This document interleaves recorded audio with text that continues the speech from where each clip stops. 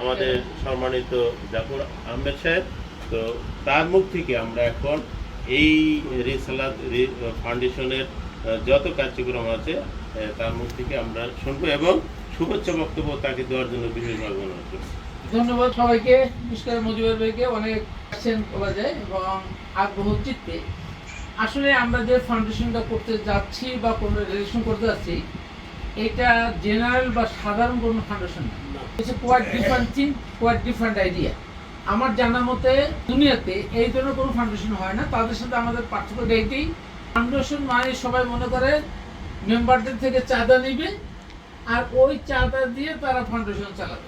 আর একটা পর্যায়ে তারা এইভাবে থিঙ্ক করে যে আমরা যখন ফাউন্ডেশন করবো তখন বাহির থেকে বা বিদেশ থেকে বা দেশ থেকে, দেশের গণ্যমান্য অনেকে এদেরকে চাঁদা দেবে, ওই চাঁদার টাকা দিয়া তারা জনকল্যাণে কিছু কাজ করে দেখাবে। সেখানে হয় কি, এই টাকাটা যত টাকায় আসে টাকাটা হিসাব কোনোদিন কোনো ফাউন্ডেশন দেয় না। 2 নম্বর হলো, এটা দুর্নামের কথা না, আমি পরে টাকাটা নিলাম, নিয়ে কাজ করলাম, কিন্তু প্রকৃতপক্ষে জনকল্যাণে কত পার্সেন্ট কাজ হচ্ছে সেটা হচ্ছে না। আর জনকল্যাণে কাজ করতে হলে আগে জনকল্যাণে আমার বুঝতে হবে যে সমাজের চাহিদা কোনটা, ঘাটতি কোনটা। আমি যদি সমাজের ঘাটতিই না বুঝি তাহলে আমি তাকে দিব কি? যার অর্থাৎ আপনার খাদ্য দরকার, আমাকে আপনার খাদ্য যখন দরকার তখন খাদ্য না দিয়া মাথায় 1 বোতল তেল ঢেলে দিই, আপনার কোনো লাভ হবে? অথবা আপনি স্যাটিসফাই হবেন না। যার খাদ্য দরকার তাদেরকে খাদ্য দিতে হবে, যার যেটা দরকার, যার অন্ন দরকার অন্ন, বস্ত্র দরকার হলে বস্ত্র। এখন আমরা যেটা দেখি সমাজে, শুধু বাংলাদেশের প্রেক্ষাপটে না, বাংলাদেশের মানুষের যা আছে যথেষ্ট, কিন্তু একটা জিনিসের অভাব, সেটা হলো নৈতিকতার অভাব। এই নৈতিকতার অবক্ষয়ের জন্যই রাজনৈতিকভাবে হোক, দলীয়ভাবে হোক বা অন্য কোনোভাবে হোক, স্কুল, কলেজ, মাদ্রাসা, ইউনিভার্সিটি থেকে শুরু করে রাস্তাঘাটে এমন কোনো জায়গা নাই যেখানে নৈতিকতার অবক্ষয় ঘটেনি। তখন আমি চিন্তা করলাম এই নৈতিকতার একটা জায়গা আছে, সেটা হলো যদি মানুষকে কোরআনের শিক্ষা দেওয়া যায় তাহলে নৈতিকতা, বেচারা নৈতিকতার জায়গা নেই, বলতো নৈতিকতা। কোরআনের শিক্ষা দিতে হলে কোরআন তো জানতে হবে। এখানেও বিড়ম্বনা দেখলাম যে আমরা কোরআন জানে না, কোরআন পড়ে, আমরাও তাই করে আসছি। আর যারা জানে তারা মনে করে জানে, আসলে তারাও জানে না, তারা রেগুলার চর্চাও করে না। এই জায়গা থেকে আমাদের উত্তরণের জন্য চিন্তা করলাম তাহলে কাদেরকে টার্গেট করা যায় যারা কোরআন জানলে সমাজ উন্নয়ন হবে। তখন আমরা চিন্তা করলাম যে শিক্ষিত বেকার শ্রেণীর লোক। তারও প্রেরণা পেলাম কোথায়? 2024-এ যখন দেখলাম যে এই যে আন্দোলনটা হলো 2024-এ, আপনি চিন্তা করেন এত বড় বড় দল রয়েছে, সব বাদ, সমন্বয়কে কিছু ছেলে পেলে, বৈষম্য বিরোধী সমন্বয়ক লোকজন এই ছেলে পেলে জাগ্রত হয়ে বিশাল একটা বিস্ফোরণ ঘটাই দিল, দেশ স্বাধীন করে দিল এবং তারা এখন দেশের চারিদিকে। এটা কল্পনাতীত একটা জিনিস, তাই তাদেরও একটা মাথায় কিন্তু উজ্জীবিত একটা চিন্তা ভাবনা চলে আসছে। তাহলে এই ছেলেদের দ্বারা সম্ভব, যাদের সৎ সাহস আছে, তারা কিন্তু টলে নাই। আমরা ওদিকে না, যে আমরা এই টার্গেটটা করছি এই জন্য, দেশের শিক্ষিত ছেলেপেলে যদি ওদেরকে যদি পেটে ভাত দেওয়া যায় তাহলে ওরা পিঠে সহ্য করবে, অর্থ দ্বারা করে শিখবে। আমি যখন দেখলাম যে 10-5 জন না, অন্তত 50 জনের সাথে আলাপ করে দেখলাম যে এটা হতে পারে, পজিটিভ মনে করলাম। তখন একটা ফর্মুলা বের করলাম যে কি করা যায়। এই ফর্মুলার আজকের ফলশ্রুতি হলো এই রিসালাত রিসার্চ ফাউন্ডেশন। রিসালাত রিসার্চ ফাউন্ডেশনের নামকরণ দেওয়ার যুক্তি হলেই যে এটা যেমন আছে কোরআন রিসার্চ ফাউন্ডেশন, রিসালাত হলো আল্লাহর পক্ষ থেকে নাসিল করা, রিসার্চ হলো আমরা এটাকে গবেষণা করি, অর্থাৎ আল্লাহর আয়াতগুলোকে গবেষণা করব, এরকম ফাউন্ডেশন। তার থেকে যে উৎকর্ষিত যে আকল বা জ্ঞান, ওই জ্ঞানের আলোকে আমাদের লাইফ স্টাইলে চলবে। এই হলো রিসালাত রিসার্চ। এখন আমরা কিভাবে কাজ করব তার কিছু প্রক্রিয়াটা হলো, হয়তো আপনার মনে হয় সবাই কম বেশি পড়ছেন, তারপরেও এগুলো একটা ধারাবাহিক প্রক্রিয়া থাকে। এই ধারাবাহিক প্রক্রিয়ার উপরে এই প্রথম 1 থেকে 4টা পয়েন্ট আমি নিজে দিয়েছি, যে পয়েন্টগুলো হলো আমরা কিভাবে করব। হ্যাঁ, সার কথা হলো প্রথমে তো আমরা চাচ্ছি আমাদের যারা ফাউন্ডেশন থাকবে, যারা আসবে, এরা সারা বাংলাদেশের 68,000 গ্রামে কাজ করা শুরু করেছে। মানে আপনার যদি লিমিট থাকে, স্কাই ইজ দ্য লিমিট, তা আপনি যে কোনোভাবে কাজে লাগাতে পারেন। আর যদি আপনার লিমিট থাকে না, এই থেকে এই পর্যন্ত দৌড়ে আর দৌড়ানো যাবে না, তাহলে দৌড়ের তো আপনার রাস্তায় স্পিডই পাবেন না, দৌড়বেন কেমনি, যাইতে বন্ধ হয়ে যাবে। তো এখানে হচ্ছে স্পিড আছে, আমরা দৌড়তে পারতেছি। তো এই স্পিডের ভিত্তিতে আমরা প্রথমেই একটা অনুমোদন বা একটা বলতে পারেন প্রাইমারি পাইলট ডিসকাশন করে আসি আমরা জয়পুরহাটে। আর জয়পুরহাটে মিজান ভাই আছে অলরেডি এখানে। হ্যাঁ, তো জয়পুরহাটের আমরা এই ওটাও ছিল একদিন শুক্রবার, এখন থেকে 21 দিন আগে বোধ হয়, তাই না মিজান ভাই? 21 দিন আগে শুক্রবার। আলহামদুলিল্লাহ ওটা করার পরে আমরা আসলাম যে না, আমাদের এখন পাইলট প্রজেক্ট ইকুইপমেন্ট দরকার। আমরা কি করবো সেটা বলি, একটু সাধারণ আলোচনা।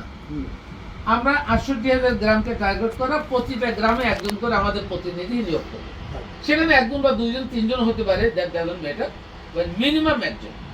এই প্রতিনিধির কাজ হবে আমরা প্রত্যেকটা ঘরে ঘরে যে সমস্ত বাড়ি আছে, পরিত্যক্ত জমি, that is our main target. যে ছোটখাটো জমি, মানে আপনার এই 10 হাত 12 হাতের জমি, এরকম টার্গেট সব জায়গায় আছে। একটা বাড়িতে মিনিমাম 3 খণ্ড 4 খণ্ড জমি আমরা চাষের আওতায় নিয়ে আসতে পারি।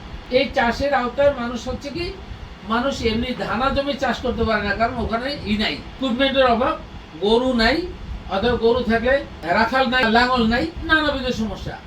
এটা ম্যানুয়ালি করতে করতে মানুষ এত হয়েছে, মানুষের এখন সবচেয়ে বড় সমস্যা হলো একটা ম্যান পাওয়ারের কস্ট হলো ধরেন ডেইলি 600 টাকা। 600 টাকার একদম হাল চাষলে কিন্তু তারা 600 টাকা দেয় না, তাহলে সমন্বয় হয়নি। আর যদি ওইটা না করে আমরা যে টেইলারটা বা মানে টিলার যেটা দিচ্ছি, ওই টিলার দিয়া ও 600 টাকার একটা ম্যানুয়ালি গরু নিয়ে, 2টা গরু নিয়ে যে চাষ করবে, তার 3 গুণ চাষ করতে পারবে টিলার দিয়ে পিচ্ছি একটা ছেলে। লাভ করলাম কি, ওই গরু লাগলো না, লাঙ্গল লাগলো না, 2টা গরু খাটলো না, প্লাস এত কিছু দরকার নাই, মাত্র 22-25-30 হাজার টাকার মধ্যে একটা টিলার নিয়ে একটা ছেলেকে দেয়া ও 3 গুণ কাজ করবে। আমাদের মেয়ে 30টা বাড়ি আমরা করবো প্রতিটা গ্রামে একটা করে ছেলে মিনিমাম আমরা সেট করবো। অর্থাৎ একটা গ্রামে 200 থেকে 250 বাড়ি আছে, ওই 200-250 বাড়ির একজন প্রতিনিধি হবে আমাদের রিসালাত ফাউন্ডেশনের একজন শিক্ষিত ছেলে। ওর আন্ডারে 3, 4 বা 5টা ছোট ছোট বয় নিয়ে নেবে, ধরেন আপনার 16, 17, 18 বছর বয়সের ছেলে ফেলে নিয়ে ওদেরকে তারা বেতনে দেবে, 3, 4, 5 হাজার টাকা বেতনে যার এরিয়া যে সম্ভব দিলে তারা কাজে লেগে যাবে। এবং ওরা আমরা পার্টি এগ্রিমেন্ট করবো, ওই বাড়িওয়ালার সাথে লোকাল যে ছেলে আমার প্রতিনিধি থাকবে তার এবং কেন্দ্রের এই পার্টি একটা এগ্রিমেন্ট হবে যে আপনার এই জমি, বাড়িতে এইটুকু জমি আছে, এই জমিটা আমরা চাষাবাদ করে দেবো, আপনার কিচ্ছু করতে হবে না, আমরা চাষাবাদ করবো, আমরা বেড়া দিব, আমরা বীজ দেবো, সব কিছু দেবো। যা ফসল হবে, এটা হতে পারে আপনার শাকসবজি, হতে পারে ফলমূল, হতে পারে আপনার এমনি সবজি টাইপের, শসা, আলু থেকে শুরু করে অনেক কিছু, যেন যেটা খাবে, এই যা হবে তার 2/3 আমাদের, 1/3 তাহলে 2/3 যে আমরা পেলাম, এই 2/3 এখন বলতে পারেন যে ওখানে খরচা যেটা হবে, লোকাল ছেলে যে থাকবে প্রতিনিধি, সেই তারও তো ওইটা তার ইনভেস্টমেন্ট হবে। হয়তো কেউ যদি অপরাধ হয়, তখন আমরা কেন্দ্র থেকে দেখবো তার অপরাধের জন্য আমরা একটা সাপোর্ট দেবো, তখন তার একটা মানে মিউচুয়াল আন্ডারস্ট্যান্ডিং ভিত্তিতে তার একটা সাপোর্টও দিলাম, তাই না? তার যদি টিলার লাগে টিলার, তার বেড়া লাগলে বেড়া, এইভাবে দিয়ে পরিকল্পিতভাবে চাষাবাদ করে। নর্মাল চাষাবাদ করলে হচ্ছে কি যে আপনার যদি 200 বাড়ি হয় ধরেন একটা গ্রামে, তা 200 বাড়ি ধরলেন, 3 খণ্ড করে জমি যদি হয়, তাহলে আমার 600 খণ্ড জমিতে আপনি ন্যূনতম যদি 4 মাসের টার্গেট করেন, ওখানে 3,000 টাকা আমাদের ওই ছেলেগুলো বের করবে। 3,000 করে বের করলে তারা ওখানে মিনিমাম 18 লক্ষ টাকা বের করবে 4 মাসের চিন্তা। আমরা 4 মাস ধরবো না, ওই হারভেস্টিং সময়টাই না, নতুন করে ক্ষেত্র করে 6 মাসে ধরে, 6 মাসে যদি 18 লক্ষ টাকা বের করে ডিভাইড বাই 6 মাস, ওর হবে 3 লাখ টাকা ইনকাম মাসে। মাসে 3 লাখ টাকা ইনকাম হলে ওই 18 লাখ টাকাতে আরো বাদ দেন না, আমি 6 লাখ টাকা খরচাই বাদ দিলাম, ফিস, তারপরে আপনার অন্যান্য খরচা, ওই ছেলেপেলেদের বেতন টেতন নিয়ে আমি 6 লাখ টাকা, তাও তো 12 লাখ টাকা। 12 লাখ টাকা 6 মাস ইনকাম, 2 লাখ টাকা ইনকাম। বাংলাদেশের একমাত্র ওই জয় ছাড়া এই 2 লাখ টাকা মাসে ইনকাম করে বেতন দিয়ে কেটা।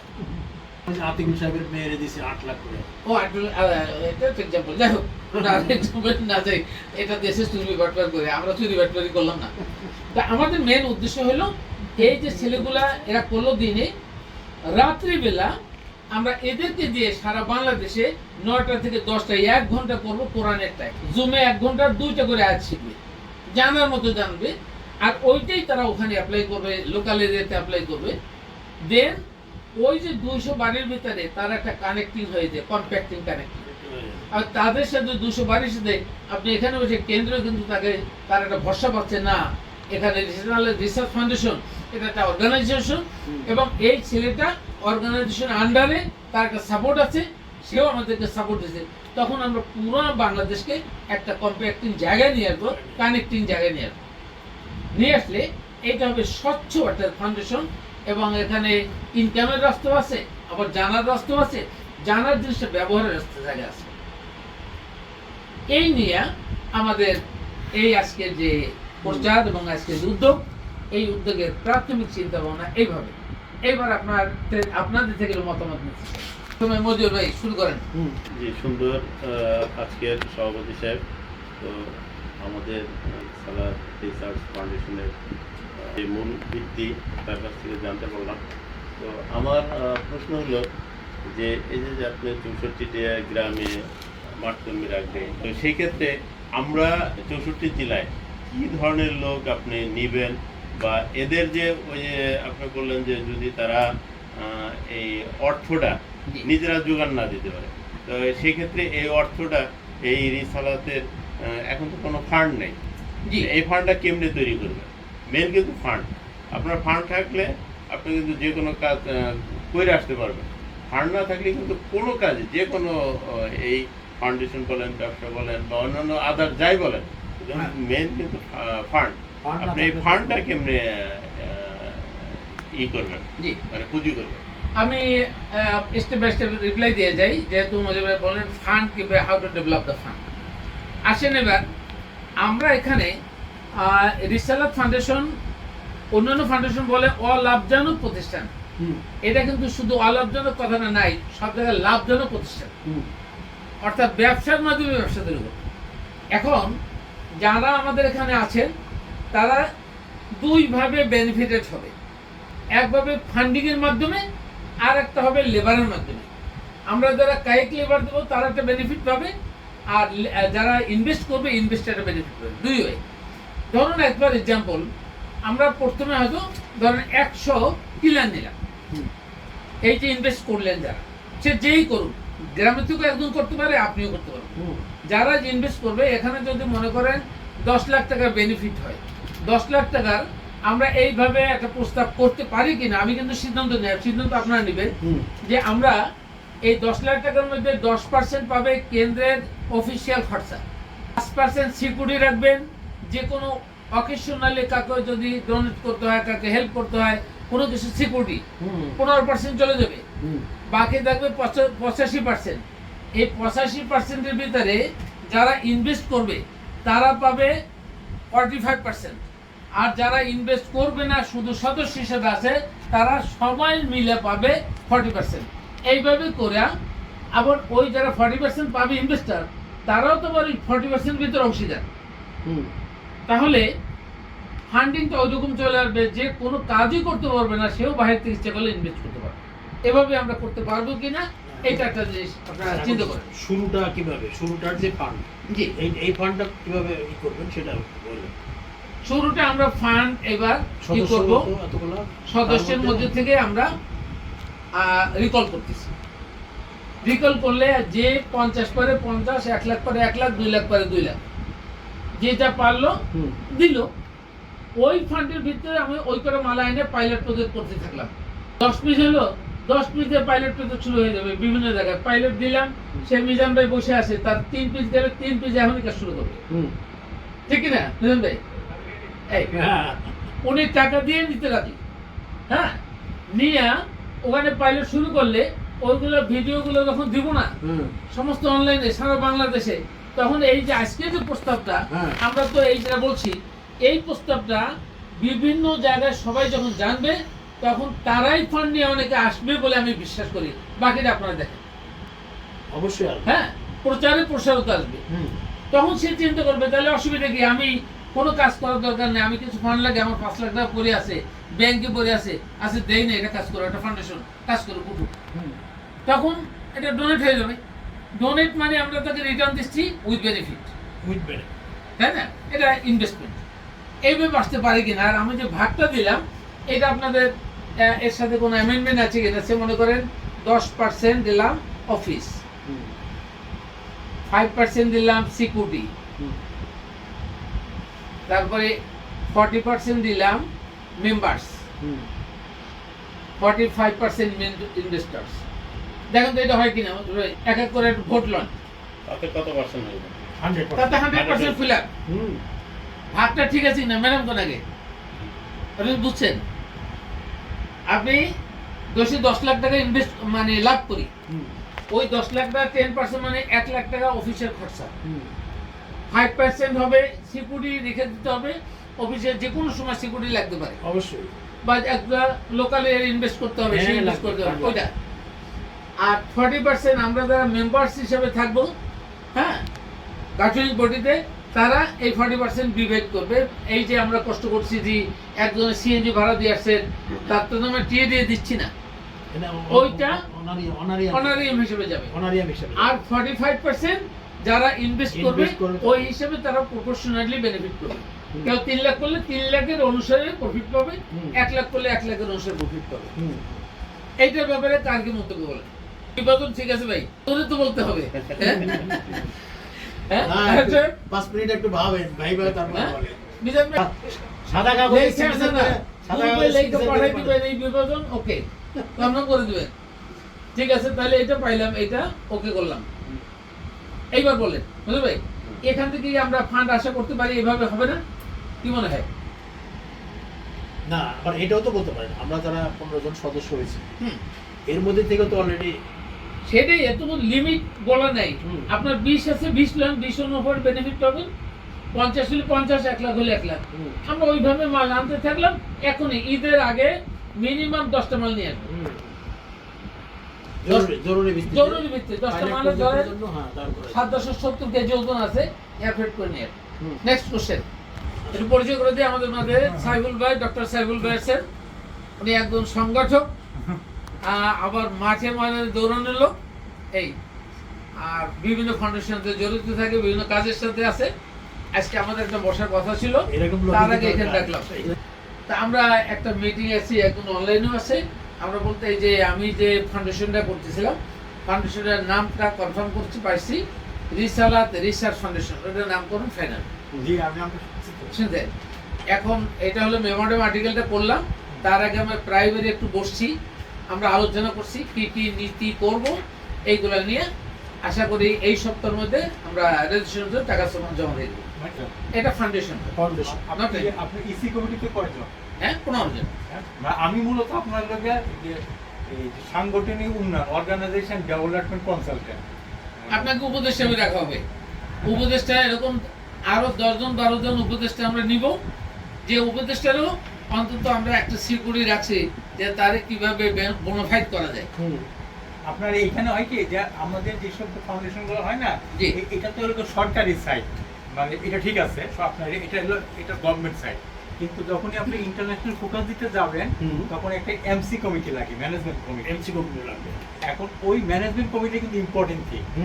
এখন সরকার তো সরকারি, সরকারের সাথে ওটা আলাদা থিং, কিন্তু ম্যানেজমেন্ট কমিটিটা আপনার খুবই মানে ফ্রুটফুলি আপনারা যদি করতে পারেন, এটা ভাইটাল পয়েন্ট, জানিস হলো এটা। হ্যাঁ, তো ওই পয়েন্টটা আসবো। আপনি যে আমরা 10 জন যে বা 12 জন হোক, 15 জন উপদেষ্টা কমিটি নিব, উপদেষ্টার সাথে এই যে ইসি কমিটির একটা সমন্বয় করে ফেলবো। কোঅর্ডিনেট করা। উপদেষ্টা কমিটি সমান এই যে আপনার এডক কমিটি থাকবে বা ইসি কমিটি থাকবে, ইসি কমিটিকে বিভিন্ন ব্যাপারে গাইড করতে পারবে, তারা বিভিন্নভাবে প্রশ্ন উত্থাপন করতে পারবে এবং আমরা এই সিটিংগুলো অফলাইনে অনলাইনে মাঝে মধ্যেই করব।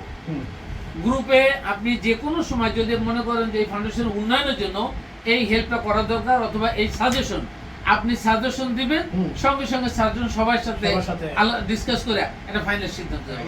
আমরা কিন্তু এটা দেরি করবো না। আর আমি আপনার এতক্ষণ তো করছি আমার পুরো প্রোগ্রামটা যে কেমনে করব, অন্য সকল ফাউন্ডেশন থেকে এটা আলাদা। আমরা কোনো চাঁদার দিকে যাব না, কোনো চাঁদা নেই।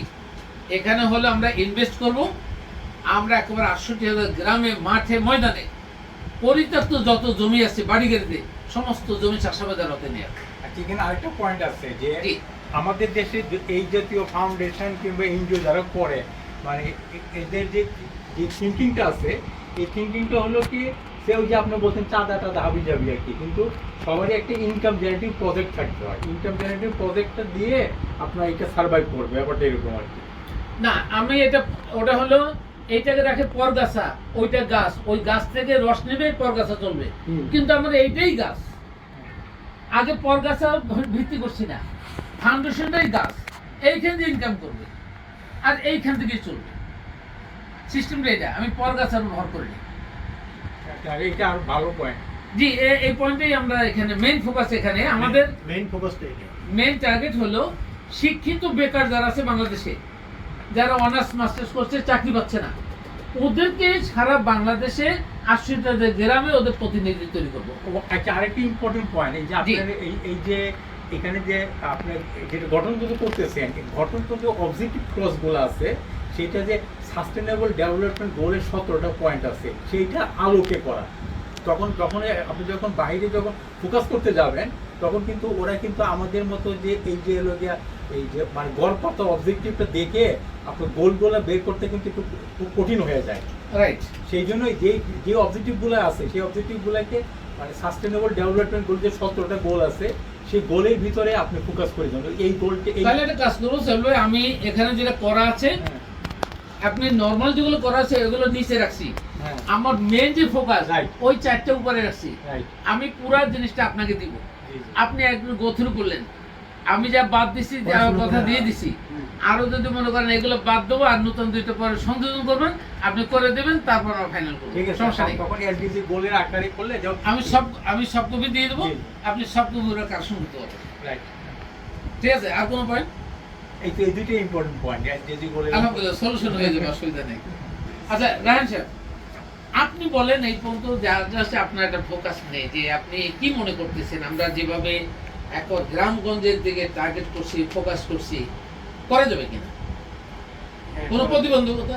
আমি আমার গ্রামে আমি পড়াশোনার পাশাপাশি কিছু এরকম কাজ করেছি পরিত্যক্ত আমার জন্য, মানে আমাদের সে জায়গায় যেটা হয় যে মানে প্রতিবন্ধকতার ক্ষেত্রে ডেভেলপমেন্টটা যেমন লোক পাইনি, এটা পাইনি, সেক্ষেত্রে আমরা যখন ইকুইপমেন্ট দিচ্ছি এই জায়গায় হচ্ছে আর প্রতিবন্ধক। তারপরে আরেকটা ফোকাস আমি বলি, আমরা গ্রামে গঞ্জে যত উন্নয়নমূলক কাজ করতে গেছি এই ৫৪ বছরের এই ছোটবেলা থেকে পর্যন্ত যদি কিছু করতে গেছি, তখনই লোকাল গভর্নমেন্ট, লোকাল দল আমাদেরকে বাধা বাধা পাই। বিগত ১৬ বছর এটা হয়েছে, এই সময় বেশিরভাগ হয়েছে যে ওনার কি টাকা বেশি হয়ে গেছে নাকি, আমরা আসি না, টাকা লাগলে আমাদের দেবে, আমরা উন্নয়ন করবো। সুতরাং নির্দলীয় সরকারের আওতায় এখন আছি, হ্যাঁ, ইন্টারিম গভর্নমেন্টের আওতায় আছি। এখন আমরা এখান থেকে বেরোয় আসবো ২ বছরের মধ্যে, উন্নয়ন করে দেখাবো। দল সরকার আমাদের পিছনে ঘুরঘুর করবে, আমাদের লোক দিয়ে ওদের পিছনে ঘুরঘুর করবে না। আর যেটা আরেকটা পয়েন্ট, যে আপনি যে কথাটা বলছেন, আপনার অবজেক্টিভ যেটা আছে, সেই অবজেক্টিভটা হলো এইটা হয় কি আপনার এসডিজি বলে ৮ নম্বর গোল। ৮ নম্বর হলো ওই যে empowerment, women and young empowerment. এখন হচ্ছে কি আপনার ওই যে অবজেক্টিভ ভিতরে ৩ নম্বর যে গোল, একটা অবজেক্টিভ এই গোলটা থাকবে যে আপনি এই যে ওমেন এবং ইয়ংদেরকে এমপাওয়ারমেন্ট করতেছেন। সেই এমপাওয়ারমেন্টের যে একটা প্রোগ্রাম কিন্তু আমি অ্যারাউন্ড দ্য ওয়ার্ল্ড কিন্তু আমি হলো গিয়া এই যে এখন চালাই আমি কিন্তু আপনি কিন্তু এটা রান করতেছি আর কি, জি। ওই প্রোগ্রামটা হলো গিয়ে আপনাদেরকে আমি দিয়ে দিলাম, সেইটা কাস্টমাইজ করে তখন এই প্রোগ্রামটা রান করলেন। ওটা দিয়ে হয় কি, আপনি যেটা বলছেন না যে হলো গিয়া আপনার যে সবারই যে আপনার ছেলেদের যে ভাগ্য উন্নয়ন করবেন, এখন একটা ছেলে কিংবা মেয়ের মানে পড়াশোনা শেষ করার পর উদ্দেশ্য থাকে দুইটা, হয় একটা জব করবে আর নাহলে নিজে কিছু একটা করবে। জি। আমি আশা করি যে আপনার ফোকাস হলো যে নিজে কিছু করা। রাইট। এখন নিজে কিছু করার জন্য আমি যে প্রোগ্রামটা রান করতেছি এখন চলতেছে ক্যামেরুনে, ওই প্রোগ্রামটা চলতেছে আর আসিয়ান কান্ট্রিগুলোতে। সেই প্রোগ্রামটা আমি আপনার এখানে ডাউনলোড করে দিলাম, ওইটাকে কাস্টমাইজ করে তাহলে দেখা যাবে যে এই যে একজন ইম্পরমেন্ট করার মতো আপনার যে আইডিয়া আর এই আইডিয়াটা মিলে কিন্তু একটা ভালো একটা আইডিয়া হবে। কারণ বাইরে একটা স্টাডি আছে আমাদের দেশে নিয়ে যে আমাদের দেশে যদি 65 লাখ স্কিল ম্যান পাওয়ার যদি এই মুহূর্তে হয় তাহলে কিন্তু দেশটা কিন্তু হলো গিয়ে আপনার উন্নত দেশে কিন্তু হইতে কিন্তু কোনো সমস্যা নাই, কিন্তু আমার দেশে কিন্তু এত স্কিল ম্যান পাওয়ার নাই না। এখন আমি বাংলাদেশে 65 লাখের ভিতরে 65 জন আমি স্কিল ম্যান পাওয়ার যদি করতে পারি দেন আমি হ্যাপি। আমি কিন্তু ওই কাজটাই করতেছি আর কি, যে বাংলাদেশে টুকটাক চেষ্টা করতেছি যে আমার ওয়েতে আর কি। সেই ক্ষেত্রে আপনার যে টার্গেটেড আছে যে 1,02,480 ওমেন আর 1,02,480 ইয়ং, তো তার মানে হইতেছে কি আর মানে আপনার হলো গিয়া এই যে 5,60,000 আপনি 2,05,000, এই 2,05,000-কে আপনি এক বছরে ইমপ্লয়মেন্ট করার মতো আপনার যা যা মানে অ্যারেঞ্জমেন্ট। এখন আপনার অবশ্যই একটা টার্গেট আছে যে আমি এতগুলাকে করবো আর কি, আর ওইটা এখন এই 2 লাখটাকে পরবর্তীতে কিন্তু দেখা গেল যে আপনার মাল্টিপল হয়ে 65 লাখ হয়ে গেল। 65 লাখ স্কিল বাইরে যে স্টাডিটা আছে বাংলাদেশে এই মুহূর্তে যদি 65 লাখ স্কিল ম্যান পাওয়ার হয় তাহলে কিন্তু এটা অসম্ভব কাজ না যে 2041 সালে আমরা একটা উন্নত দেশ। আচ্ছা, আমার প্ল্যানটা তাহলে আমি সাইবুল ভাইয়ের এই কথার ভিত্তিতে আমি একটু বলি, তাহলে এটা ফোকাস ক্লিয়ার হবে। ক্লিয়ার হবে। হ্যাঁ। প্রথমে আমাদের দেশে অব্লিগেশন হলো আমাদের দেশে বিশেষ করে নারীদেরকে সামাজিকভাবে ধর্মীয়ভাবে এই একেবারে বিগত 400 বছর থেকে পিছিয়ে রাখা হয়েছে। অনেক ড্রব্যাক আছে। প্রভাবটা কেন করছে? বেশি করছে আমাদের ধর্মীয়রা। রাইট। ধর্মীয়রা কিরকম করছে? নারীদেরকে মসজিদে যেতে দেওয়া যাবে না, এত বড় জুব্বা পরে যেতে হবে। আবার মসজিদ যাওয়াই যাবে না, তারা ঘরে বলে সব বেশি। মিথ্যা কথাগুলো বানাইছে হাদিসের নামে। তাদেরকে যদি মসজিদে না যেতে পারে তাহলে নামাজ কালাম কোরআন শিখবে কোথা থেকে? এবার আসুন, আমাদের নারীদেরকে কোরআন শিক্ষা দিতে দেওয়া হয় নাই, কিন্তু জুব্বা সহ এইরকম ঢাইকা একেবারে চোখ ধরে বের করে এরকম পর্দার কথা নিয়েছে। এগুলো পর্দার নামে ওই যারা করছে, পুরুষের ছেলে পেলেও এখন এই পর্দা পরে তারপর আকাম করে জঙ্গির মতো। সুতরাং এগুলো জঙ্গি ছিল না, আইডেন্টিফাই করতে হবে চেহারা। নাম্বার 2 হলো নারীদেরকে কোরআন শিক্ষা দিতে হবে, কোরআন জানতে হবে। কোন ঘরে যদি নারীরা কোরআন না জানে তাহলে ওই ঘরে ইসলাম কায়েম হবে না, ওই ঘরে কোরআনের জ্ঞান সঞ্চারিত হবে না। আর যদি নারী যদি কোরআন জানে তাহলে ওইখানে কোনো আত্মীয় স্বজন সেও এসে আকাম করতে পারবে না। সুতরাং এইটা টার্গেট, এটা ধরে নিলাম একটা। দ্বিতীয়ত হলো আমাদের ফোকাস হলো এই যে ছেলে মেয়ে, শুধু ছেলে না, ছেলে মেয়ে শিক্ষিত বেকারদেরকে দিনে এই ইনকামের ভিতরে আনবো এবং রাত্রেবেলা 1 ঘন্টা জুমে 2টা করে আয়াত শেখাবো। উইদিন দ্য 3 ইয়ার্স এই সকল ছেলে মেয়ে অললিস্ট মানে কোরআনে মুফাসসির হবে। এইবার আপনি ম্যান পাওয়ার বলছেন, আমার প্রথমে দেখুন আমার 68,000 গ্রাম, 68,000 গ্রামে আমার মিনিমাম একটা গ্রামে 250 করে বাড়ি আছে। 200-250 বাড়ি এবং বাড়িওয়ালি এই মিলে এখানে আপনার আছে 1,70,000,000 লোক আছে এখানে, বাড়িওয়ালা বাড়ি মিলে। তার থেকে যদি 40% কারেক্ট করেন আপনার 70% উপরে চলে যায়। এখানে 40% দেন আপনি, 40, তাতে আপনার এখন 68 লাখ, আপনি 60 লাখ 70 লাখ বলছেন, ইজিলি পাচ্ছি আমি। ওই টার্গেট নিয়েই আমি আগেছি। আচ্ছা, এবার আসুন, আমাদের গ্রামে এক বাড়ির সাথে আরেক বাড়ির সমস্যা কোথায়? সমস্যা হলো দূরের বাড়ির সাথে মারামারি হয় না, রাইট, পাশের বাড়ির সাথে। আর ছোটখাটো জিনিস নিয়ে, সেটা কি? এই বাড়ির একটা গরু যে ওই বাড়ির গাছ খায়, বাজে মারামারি। এই বাড়ির ছাগল যে ওই বাড়িতে গাছ খায়, বাজে মারামারি। আমরা যেটা করছি, এই মিউজিয়ামটা আছে এখানে, আমরা যেটা করবো, ওই যে আমরা খ্যাত খামার করবো, তার জন্য আবার কিভাবে বেড়া দেওয়া হবে ওইটা আইডিয়া নিয়ে নিছি। অর্থাৎ আপনি ধরুন এইভাবে বেড়াটা হবে, ধরুন 4 ফিট বাই 4 ফিট, এই 4 ফিট বাই 4 ফিট একটা ফ্রেম হবে, মানে আপনার এটা পাইপের মতো হেভি পাইপ দিয়ে ফ্রেম, যেটা প্লাস্টিকের পাইপ, যেগুলো পচবে না, গলবে না। এই পাইপের ভিতরে এই মতো থাকবে, শলাকা অথবা ফুটা থাকবে, এরকম করে নেট দিয়া হেভি নেট থাকবে। এই ফ্রেম হয়ে গেল, একটা ফ্রেমের সাথে আরেকটা ফ্রেম জাস্ট ধামাধাম লাগিয়ে দেবে, 15 মিনিটের মধ্যে এতটুকু জায়গা প্যারাস্টারটি শেষ। এই ফ্রেম বানানোর জন্য কিছু লোকই থাকবে, ওই এরকম ওটা করবে। প্লাস্টিকের এরকম আমাদের এই ব্যবসার সাথে বিভিন্ন সেক্টরের লোকজন কিন্তু ব্যবসা করে, জড়িত থাকবে। তারা কিন্তু আমাদের সহযোগী প্রতিষ্ঠান। হ্যাঁ, এগুলো ডেভেলপ করে ফেলবো। এটা করলে হবে কি, ওই যে বেড়াটা দেওয়া হয়ে গেল, তো ওই 200 বাড়ি 2800 বাড়ির মধ্যে কোনো ব্যক্তিগত সংঘাত থাকবে না। আর এই আমাদের ছেলেরা যারা কোরআন শিখলো, তারা ওই বাড়ির ওই গ্রামের যদি 3টা মসজিদ থাকে, 3টা মসজিদের ইমামদেরকে নিয়ে মুসল্লিদেরকে মাঝে মধ্যে গেট টুগেদার হলে তাদের ভিতরে সুন্দর একটা কম্প্যাক্টিং রিলেশন তৈরি হবে। তখন মারামারি কাটাকাটি বাদ, বরং ইলন মাস্কের যে আসতেছে, স্টারলিং যে নেট আসতেছে, ওই নেট আসা মাত্র প্রত্যেকটা গ্রামের প্রথম বাড়ি আপনার সিসি ক্যামেরা আওতায় চলে আসবে। আর এদের সাথে যখন সম্পর্ক হবে, তখন কোনো চোর বাটপার ওখানে ঢুকতে কিছু করতে পারবে না। এই ধরনের প্ল্যান সামনে অলরেডি ফোকাস নিয়ে চিন্তা। আচ্ছা, এখানে আমি যেটা বলতে চাচ্ছিলাম যে আপনার যে আইডিয়া, এই আইডিয়ার সাথে এখন মানে বাংলাদেশে ওই যে আপনার ওই যে ছেলেদেরকে দিনদার করার জন্য একটা সংগঠন আছে, এই আপনার সংগঠন এই জাতীয় কাজ একদম করতেছে, সেটা হলো মসজিদ সমাজের ব্যানারে। এখন মসজিদ সমাজের ব্যানারে এই যে আপনার ছেলেদেরকে দিনদার করার জন্য মানে কাজ করতেছে। এখন আপনার একটা ফ্রি টাইমে আপনার ওই সে মসজিদ সমাজের যে আপনার যে কি পারসন, তার সাথে পরিচয় হলে দেখা গেল যে উনি কি করতেছে, ওনার সাথে একটা ভিউ এক্সচেঞ্জ হলো। আচ্ছা, ঠিক আছে, এটা এখানে একটু আপনার রিপ্লাই দিই।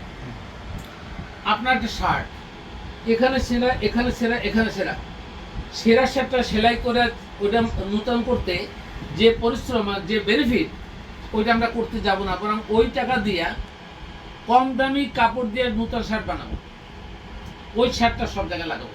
মিনিংটা হলো সর্বাঙ্গে ব্যথা ঔষধ দেবো কোথা।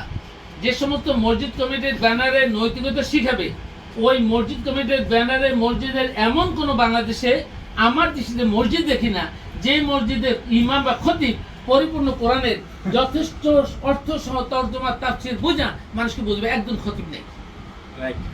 তাহলে আমি ওই সেরাফাটার জায়গায় আমি যাব না, বরং আমারটা ওরা অনুসরণ করবে, যখনই বুঝবে এরা কারেক্ট। আর আমাদের ছেলেদের পকেটে পয়সা থাকলে, এই যে বললাম না মাসে 2 লাখ টাকা, ওই ছেলেটা এখন ইফটিজিং করে, ওই ছেলেটার হাতে 2 লাখ টাকা চলে আসলে ওর একটা সম্মান বেড়ে যাবে। জিনিসটা প্র্যাকটিক্যালি বলি, আপনি এখান থেকে হাঁটবেন, 20টা লোক যদি আপনি দেখে, 15টা লোক যদি আপনাকে সুন্দর করে সালাম দেয়, তখন আপনার ভিতরে একটা ফিলিং ধরবে, এই 15 লোক আমাকে সমর্থন করে, সাপোর্ট দিচ্ছে। তার মানে পরের দিন আপনার যদি কাপড় চোপড় খারাপ থাকে, ওইটা আপনি পরবেন না, সুন্দর একটা কাপড় পরবেন, কেন আমার এত লোকগুলো দেখছি। 1 2 নম্বর, আপনার ভিতরে মানসিক একটা উন্নয়ন ঘটবে যে আপনি কোনো খারাপ কাজ করতে পারবেন না। ওই সময় আপনার যদি মনে থাকে যে আমি একটু খারাপ চিন্তা করব, এমনকি একটা বিয়ার এনে খাবেন বা অন্য কিছু খাবেন বা একা কিছু করবেন, তাও করবেন না, কারণ আপনি তখন সমাজের মধ্যে একজন মুকুট হয়ে গেলেন। তো এই ছেলেগুলো 250 লোকের বা 250 বাড়ির যখন প্রতিনিধিত্বের মতো আসবে মুকুট, তখন ওরা করবে কি, এই বাড়ির সাথে এই বাড়ির সংঘাত আছে মিলাই দেবে, তখন ওদেরকে সবাই অনুসরণ করবে, ওই মসজিদের ইমাম সহ, খতিব সহ। এমনকি ওই গ্রামে যদি কোনো মাহফিল হইতে হয়, এই ছেলেদের অনুমতি নিয়ে মাহফিল হইতে হবে, না হলে মাহফিল হবে না। মাহফিল হইতে হবে কোরআনের মাহফিল, অন্য কোনো মাহফিল হবে না। শুধু এই পর্যায়টা এইভাবে চলে আসবে। আচ্ছা, এটা গেল তো আপনার ইয়ং।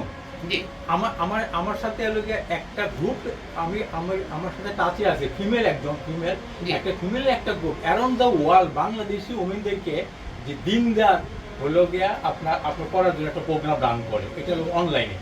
এখন অনলাইনে এইটা হচ্ছে কি হলো গিয়া, ওখানে সব ফিমেল, কিন্তু ওই ফিমেল এখন আমাকে সামহাও হলো গিয়া কে যেন আমাকে ওখানে অ্যাড করে ফেলছে, যে ভাবছে আমার মানে আমার ঘরে কোনো একটা ফিমেল অ্যাড হবে।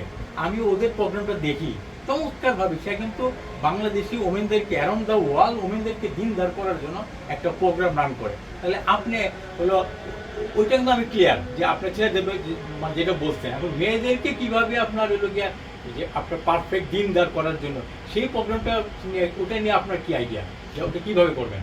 আমরা এখানে ছেলে মেয়ে আলাদা কিছু না, ছেলেও আল্লাহর সৃষ্টি, মেয়েও আল্লাহর সৃষ্টি।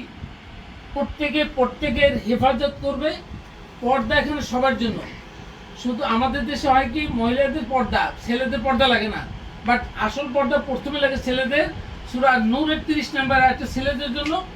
এখানে পর্দাটা ছেলে মেয়ে সবাই, আর এটা শিখতে হবে, জানতে হবে। আমার এখানে যেটা করব, শুধুমাত্র আমাদের ছেলেরা কাজ করবে তা না, যখন ওইখানে আবাদ করবে ওই বাড়ির মহিলাটা একটা বীজ লাগাবে, ওই মহিলাটা বা ছেলে মেয়ে কাজ করবে, এখানে সবার অবাধে কাজ করার সুযোগ আছে। সুতরাং এখানে কারো ছোট করে রাখা হবে না। আপনারা দেখছেন আমাদের মাঝে একটা ভুল জিনিস দেখি, মসজিদে এরকম একটা খুঁটি দিয়ে থাকেন, একজন নামাজ পড়ে তার সামনে ডিঙিয়ে যাওয়া যায় না? হ্যাঁ, ওই আমরা তো কাবা ঘরে দেখলাম না, নাই। তাহলে নামাজ পড়ার সময় সামনে থেকে হাইটে গেল, ঘাড়ের উপরে পাড়ে গেল, কোনো ক্ষতি নাই। আপনি নামাজে থাকবেন, আপনি দুনিয়ার সব কিছু খারাপ করে দিচ্ছেন। সুতরাং এই কোরআন না জেনে মুন্সি মৌলবীরা এই সমাজটাকে ডুবাইছে। ওই ডুবতে যাব না, এই জন্য ওই ফর্মে না থেকে আমাদের ফর্মে আমরা আগাবো। আমরা ইসলামের জন্য কাজ করব, পেটের দায়ের জন্য কাজ করব, দুদিগুণ নয়। আপনি অবলিউশনগুলো ভালো লাগতেছে, আমি বলে রাখলে এটা বলে কি আমরা এই সমাধান করব। আরো দুই একটা দেখুন এখন হলো গিয়ে আমার মাথায় আমি তো স্টাডি করে আসি না, আপনার একটা মিটিং, আপনার স্পট কথার পরিপ্রেক্ষিতে কথা বলতেছে। না না, আলহামদুলিল্লাহ, আপনি কন্টিনিউ করবেন ইনশাআল্লাহ।